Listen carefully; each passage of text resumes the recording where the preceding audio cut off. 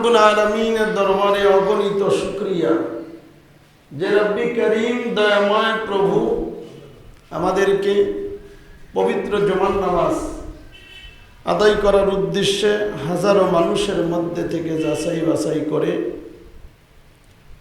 আল্লাহ তাআলা আমাদেরকে তার কুদরতি পায়ে সিজদা দেওয়ার উদ্দেশ্যে আসার বসার তৌফিক দান করছেন। মুনিবের দরবারে শুকরিয়া আদায় করি। সকলেই মহব্বতের সাথে একবার পড়ি আলহামদুলিল্লাহ।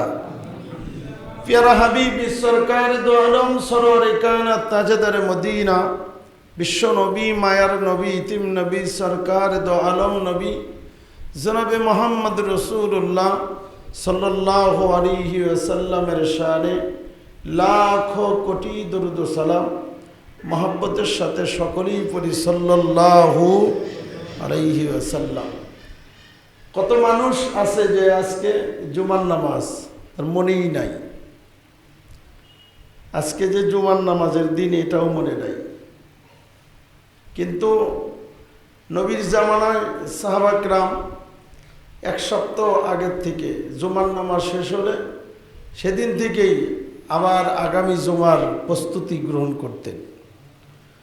নবী আলাইহিস সালাম জুমার দিন ফজরের নামাজ আদায় করে কোথাও বের হইতেন না, জুমার নামাজের জন্য প্রস্তুতি নিতেন। আঙ্গুলগুলা নখগুলা কাটতেন, নখ কাটার প্রয়োজন নাই, এরপরেও একটু খোঁচাখুচি করতেন, নখ কাটতেন, ময়লাগুলা পরিষ্কার করতেন, মানে প্রস্তুতি নিতে যেই কাজগুলো উনি করতেন। কারণ মুহাম্মদুর রাসূলুল্লাহ সাল্লাল্লাহু আলাইহি ওয়াসাল্লাম বলেন যে এক নামাজ থেকে আর এক নামাজের প্রস্তুতি নেওয়া, এই এত সময়ের মধ্যে নামাজের যে সওয়াব, নামাজ আদায় করলে যে সওয়াব, এই সওয়াব তার আমল নামায় রাখা হয়। এই জন্য আল্লাহ তাআলা আমার আপনার চেহারা দেখবে না, লেবাস দেখবে না, আল্লাহ তাআলা আমার আপনার ভিতরের অংশ দেখবে, যে কার জন্য আমরা পাগল, আমরা কাকে ভালোবাসার জন্য। অনেকে আছে না যে রোজার দিনে বিবিরে ভয় পায়, ছেলেরে ভয় পায়, আত্মীয় স্বজন সমাজরে ভয় পায়, যে রোজা না রাখি, নামাজ না পড়ি, সমাজ আমারে খারাপ করবে না। নবী আলাইহিস সালাম বলেছেন যে তুমি শুধু আল্লাহর ভয়ে ইবাদত করো, আল্লাহর ভয়ে, রসুলের প্রেমে। আমরা এই যে আখেরি নিশান দরবার শরীফে অসংখ্য জাকেরান আসা যাওয়া করে, একমাত্র উদ্দেশ্য আল্লাহ ও রাসূলকে পাওয়ার জন্য। কিভাবে মানুষ হওয়া যায়, মানুষ তো সবাই, মানুষ কিভাবে হওয়া যায় সেই প্রস্তুতি গ্রহণ করা। একজন ওলির সোহবতে যাওয়া, একজন ওলির সোহবতে, মাস্টারের সোহবতে, ওস্তাদের সোহবতে, গুরুর সোহবতে যতক্ষণ পর্যন্ত আপনি না যাইবেন ততক্ষণ পর্যন্ত তো আপনি মানুষ হতে পারবেন না। মানুষ হওয়ার যে একটা কৌশল, এটা তো আপনার বাবা মা শিখাবে না, এটা মাদ্রাসায় গেলে পাইবেন না, বিভিন্ন শিক্ষা প্রতিষ্ঠানে গেলে মানুষ গড়তে হয় কিভাবে, গড়াইতে হয় কিভাবে, এটা পাইবেন না। এটা পাইবেন একমাত্র আল্লাহর ওলি যারা, তাদের কাছে। কারণ আল্লাহর ওলিরা ঠিক ওইভাবেই তাদের পীরের কাছে, মুর্শিদের কাছে ওইভাবে শিক্ষা হয়েছে। যেমন নবুয়তের দরজা বন্ধ, বেলায়েতের দরজা খোলা। খলিফা আছে, খলিফাতুল মুসলিমিন হযরত ওমর রাদিয়াল্লাহু তাআলা খলিফা, হযরত আবু বকর সিদ্দিক রাদিয়াল্লাহু তাআলা খলিফা, হযরত আলী রাদিয়াল্লাহু তাআলা খলিফা। এই যে খলিফা নিযুক্ত করেছেন আল্লাহর রাসূল, কেন করলেন? খলিফা যদি নিযুক্ত করার কোনো প্রয়োজন ছিল না। যদি নবী আসতো, নবীর পরে যদি নবী আসতো, কিন্তু নবীর পরে তো আর নবী আসবে না, কিয়ামত পর্যন্ত কোনো নবী আসবে না।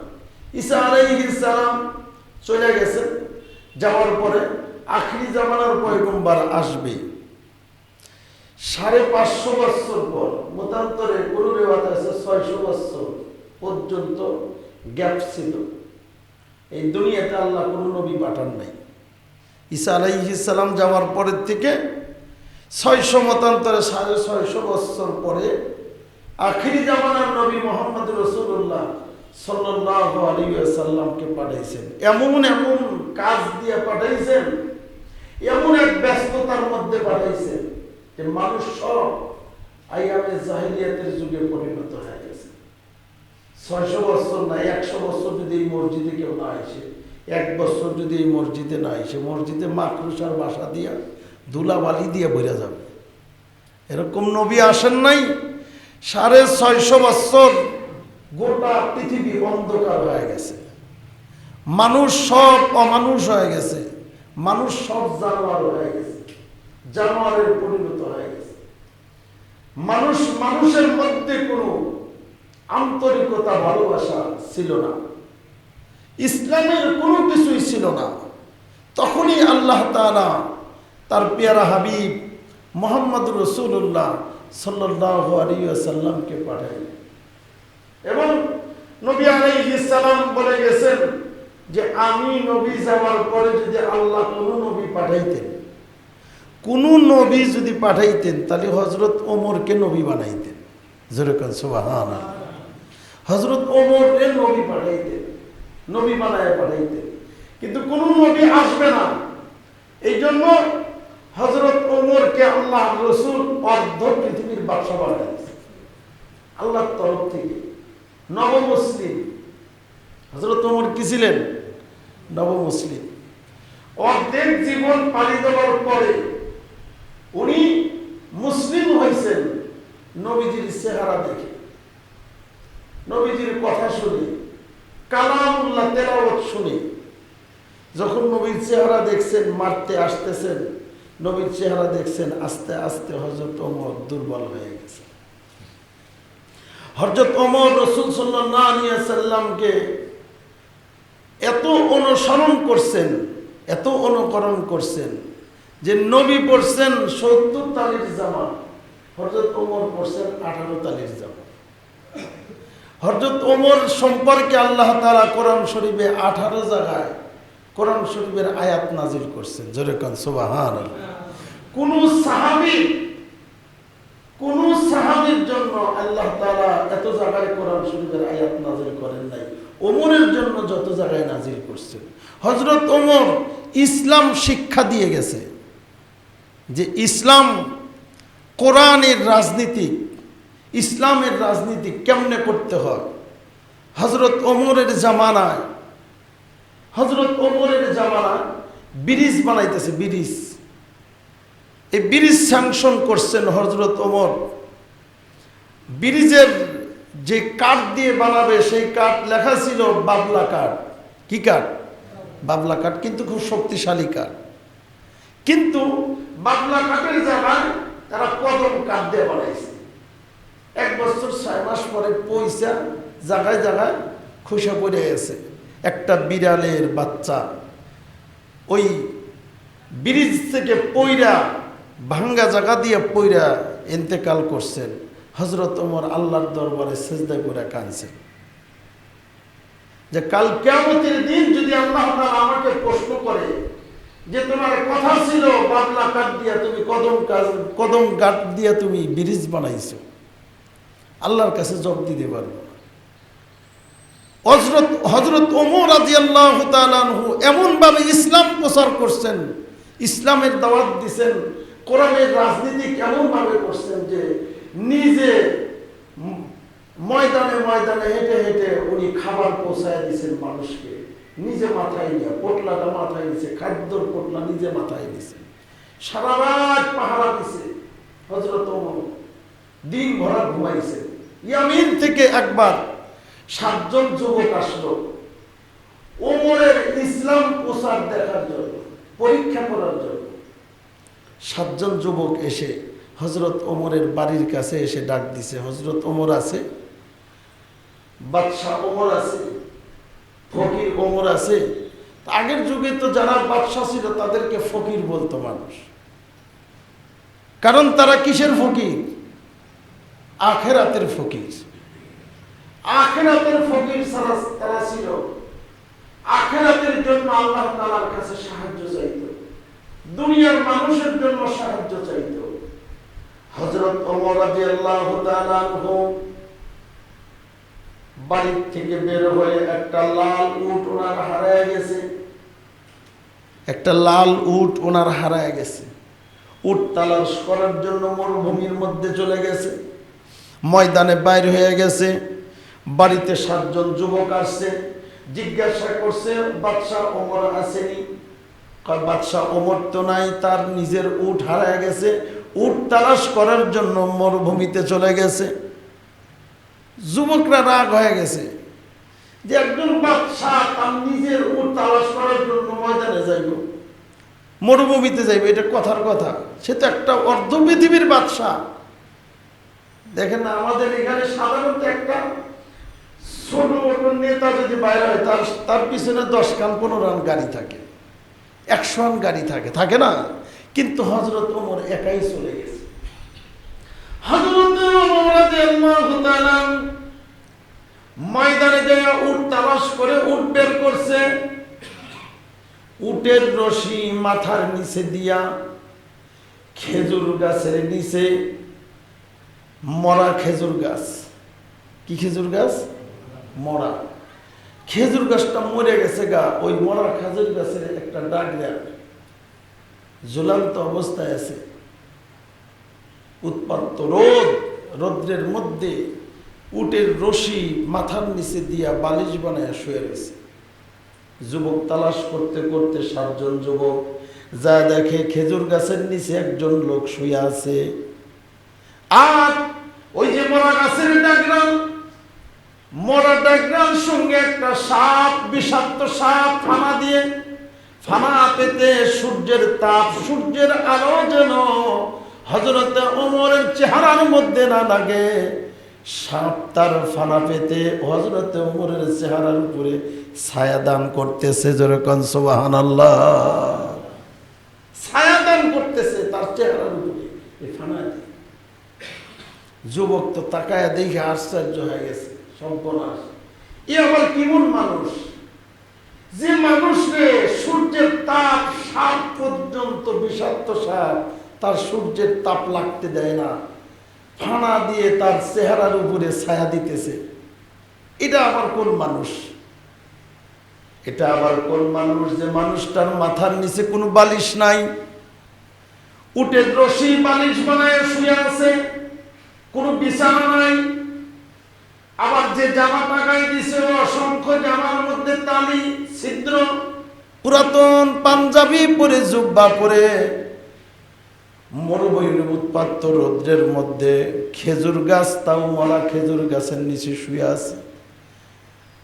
বিষাক্ত সাপ ফানা পেতে ছায়া দিতেছে। এটা কেমন মানুষ? জিজ্ঞাসা করতে হয় আপনার নাম পরিচয়। হযরত ওমরের কাছে যাই একটু আওয়াজ করতেছে, একজন আরেকজনের সঙ্গে কথা বলতেছে, যাতে করে হযরত ওমরের ঘুম ভাঙিয়া যায়। আল্লাহ ওয়ালা যারা, আল্লাহর বন্ধু যারা, তারা জীবনে কোনোদিন আরামের নিদ্রায় কখনো যায় না। আরামের নিদ্রায় জীবনে কোনোদিন যায় না। নিশ্চিন্তায় আমরা ঘুমায় থাকি না, যে সারা রাতের মধ্যে চুরি ডাকাতি হইলেও ঘরের মধ্যে আর খবর নাই, ঘুমাইছি তো ঘুমাইছি। কিন্তু আল্লাহর বন্ধু যারা, আল্লাহর ওলি যারা, তারা কখনো ঘুমায় না, কখনো তারা ঘুমায় না। কারণ তারা যদি ঘুমায় তো আল্লাহর এই রাহবারি কে করবে, আর এই দায়িত্বকে পালন করবে, দায়িত্বকে পালন করবে। এই জন্য তারা কখনো ঘুমায় না। হযরত ওমরের পাতলা ঘুম। আওয়াজ করার সঙ্গে সঙ্গে ওমর চোখ মিলে তাকায়া দেখে 7 জন যুবক ঘিরে নিয়ে আমাদের দাঁড়ায় আছে, আমার পাশে ঘিরে তারা দাঁড়িয়ে আছে। জিজ্ঞাসা করে তড়িঘড়ি করে উনি উঠে বসলেন, বসে সালাম দিলেন। জিজ্ঞাসা করলেন আপনাদের বাড়ি কোথায়, পরিচয় কি? বলে আমরা ইয়ামিন শহর থেকে, আমাদের বাদশা আপনার কাছে পাঠাইয়া দিয়েছে, আপনাকে সালাম জানাইছে। আপনার নাম কি? বলে আমার নাম হযরত ওমর। বলে আপনি অর্ধ পৃথিবীর বাদশা? অর্ধ পৃথিবীর বাদশা হইয়া তো আমি বিপদে আছি। কিসের বিপদ? আপনি অর্ধ পৃথিবীর বাদশা, আপনার তো বিপদ থাকার কথা না, আর আপনি একা এখানে।